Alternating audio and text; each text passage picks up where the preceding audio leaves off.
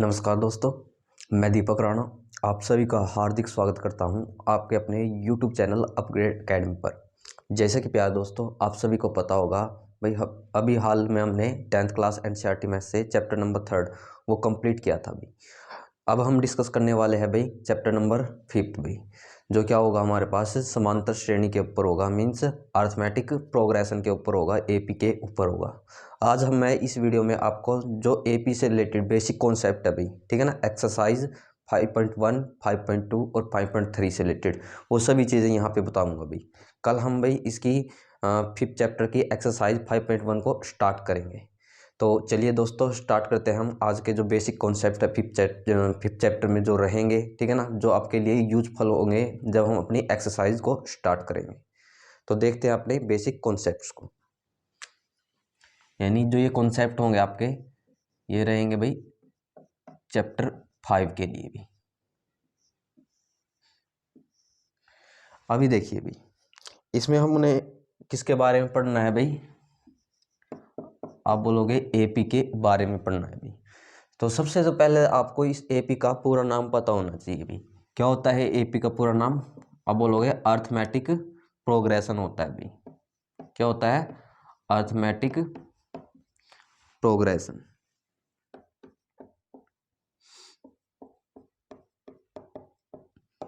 ये होता है भाई एपी का पूरा नाम। ये तो हो गया भाई किसमें, इंग्लिश में। यदि मैं बात करूं हिंदी में, क्या बोलेंगे इसको, हिंदी में बोला जाता है इसको समांतर श्रेणी या श्रेणी भी लिखा मिलेगा कई जगह आपको। अब बात करें, ये तो मैंने लिख दिया अभी अर्थमेटिक प्रोग्रेशन समांतर श्रेणी, बट ये होती क्या है अभी। अभी देखो, जो इसकी डेफिनेशन है आपको इसी के नाम से निकालनी है अभी, ठीक है ना। आप इसको इंग्लिश के बजाय थोड़ा हिंदी से कोरिलेट करना, क्योंकि हिंदी से आप इस चीज़ को कभी भी नहीं भूलोगे भी। यहाँ पर जैसे कि मैंने एक वर्ड लिखा है अभी समांतर, ठीक है ना, और सेकंड नंबर था मेरे पास श्रेणी। अब समांतर देखिए भाई कितने वर्डों से मिलकर बना है, आप बोलोगे ये दो शब्दों से मिलकर बना है, समान प्लस में अंतर। किन से मिलकर बना है, आप बोलोगे दो वर्ड है ये मेरे पास, समान प्लस में अंतर। अब देखिए भाई, समान का अर्थ तो आप सभी को पता होगा, यानी समान का मीन्स यदि हम इंग्लिश की बात करें तो इक्वल होता है, और अंतर का इंग्लिश मीनिंग क्या होता है, बोलोगे डिफरेंस होता है। मीन्स ऐसे डिजिट या ऐसे अंक भी, ऐसी संख्या जिनके बीच में क्या हो, समान अंतर हो, ऐसी श्रेणी को क्या बोला जाता है, एपी यानी समांतर श्रेणी अर्थमेटिक प्रोग्रेशन बोला जाता है। आई होप आपको ये चीज़ पता चल गई होगी। जैसे कि मैं आपको यहाँ पे एक एग्जाम्पल लिख के बताता हूँ, उससे आपको और ज़्यादा क्लियर होगी। जैसे मैं यहाँ लिखता हूँ 2, 4, 6, 8 एक्सेट्रा, ये ऐसे चली हुई है। अभी कोई आपसे पूछता है कि भाई क्या यह एक समांतर श्रेणी होगी भी, तो आप क्या देखोगे भाई, अकॉर्डिंग टू डेफिनेशन चलोगे कि भाई यदि इन नंबर्स के बीच में डिफरेंस क्या रहा, मेरे पास इक्वल रहा भाई, अंतर बराबर रहा, तो इसका मतलब ये क्या है, एक एपी है। अभी मैं देखता हूँ यहाँ पे मेरे पास डिफरेंस कितने का, आप बोलोगे 2 का डिफरेंस है। यहाँ पे डिफरेंस कितने का, आप बोलोगे 2 का। यहाँ डिफरेंस कितने का, 2 का। मीन्स यहाँ हर जगह जो डिफरेंस है ना वो समान आ रहा है अभी। आप क्या बोलोगे, इस कारण से जो ये सीरीज चली हुई है किस श्रेणी में होगी, आप बोलोगे समांतर श्रेणी के अंदर होगी। ये तो बात आपको पता चल गई भी एपी क्या होती है। अब मैं इसमें ही आपको नेक्स्ट नंबर पे बात करने लग जाऊं आपसे। एक मिनट दोस्त,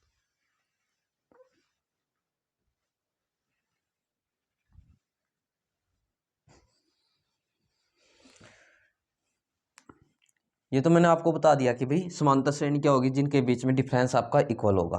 अब मैंने डिफरेंस का जिक्र किया अभी, ये डिफरेंस होता क्या है अभी, और आपको मैथ में लिखा मिलेगा यहाँ पे कॉमन डिफरेंस, और हिंदी में लिखा मिलेगा आपको वहां पे सारो अंतर। और जिसे किससे डिनोट किया जाता है, आप बोलोगे स्मॉल डी से डिनोट किया जाता है इसको। देखिए ये कैसे निकाला जाता है, इसको निकालने का तरीका होता है भाई आपका A2 माइनस का A1, या A3 माइनस का A2, या आप बोलोगे A4 माइनस का A3। इस तरीके से हम क्या कर सकते हैं, अपने D को निकाल सकते हैं। अभी आप बोलोगे कि भाई ये D तो चलो हमारा इस फॉर्मूले के अकॉर्डिंग निकल जाएगा, बट ये A1 A2 ये है क्या भाई। देखो ये A1 A2 A3 ये है आपके पास टर्म। टर्म क्या है, जैसे कि मैंने आपके सामने अभी एक एग्जाम्पल लिखा था 2, 4, 6, 8 एक्सेट्रा, ऐसे लिखा था। देखो ये जो पहली टर्म होती है तो इसको बोला जाता है A1, जो सेकंड टर्म होती है इसको A2, इसको क्या बोला जाता है, A3 एक्सेट्रा A4, इस तरीके से चलती है। और हमको डी निकालना है इसका, तो डी के लिए मैंने क्या फॉर्मूला बताया आपको, A2 माइनस में A1। सिर्फ आप ये चीज़ चेक करोगे। अब मुझको बताइए A2 की वैल्यू कितनी थी, आप बोलोगे 4, माइनस का साइन है तो माइनस लगाएंगे। और A1 की वैल्यू कितनी थी, आप बोलोगे 2 थी, और 4 में से 2 गया, कितने का डिफरेंस आया, आप बोलोगे 2 का। तो कहने का मतलब इस AP का जो सार्वंतर होगा, कॉमन डिफरेंस होगा, वो क्या होगा, 2 होगा। और डी कैसे निकाला जाएगा, आप बोलोगे A2 माइनस में A1 करके। देखिए ये थी हमारे पास क्या है, एक बेसिक सी चीज़, आपको इस चीज़ को थोड़ा सा ध्यान में रखना है। अब इसमें हम आगे चलते हैं अभी।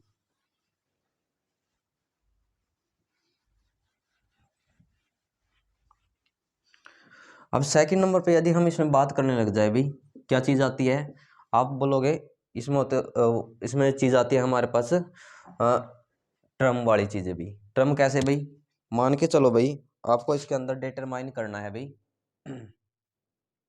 यानी an निकालना है। an का मतलब क्या होगा भाई, आपके पास ये कोई ट्रम को रिप्रेजेंट करेगा an। तो an निकालने के लिए आपके पास फॉर्मूला रहेगा a plus into N minus का 1 मल्टीप्लाई में d।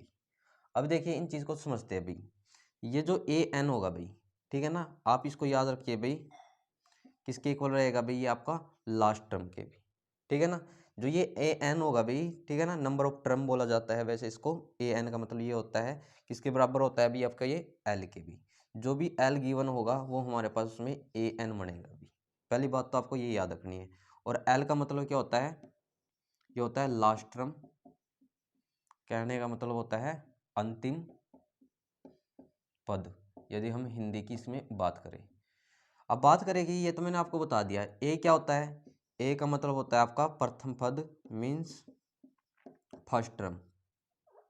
क्या होता है, फर्स्ट टर्म। और हिंदी में बात करें तो प्रथम पद।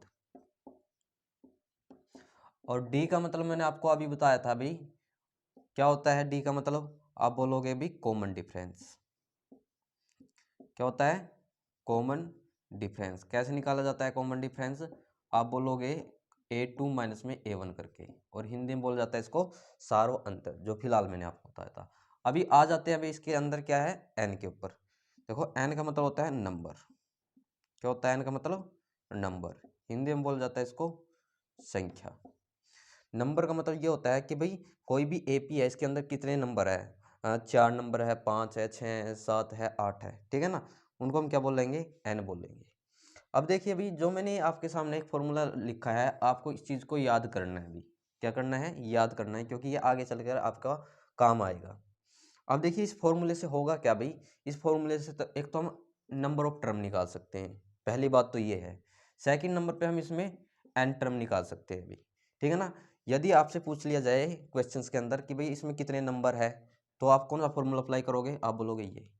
आप उससे पूछ लिया जाए इसमें नंबर ऑफ टर्म बताइए क्या होगा, तब भी आप कौन सा फॉर्मूला अप्लाई करोगे इसके अंदर, आप बोलोगे ये फॉर्मूला अप्लाई करना है। तो सेकंड नंबर पे आपको ये चीज़ याद करनी है। अब चलते हैं भाई इसी के अंदर हम थर्ड चीज़ पे भी, थर्ड कॉन्सेप्ट पे।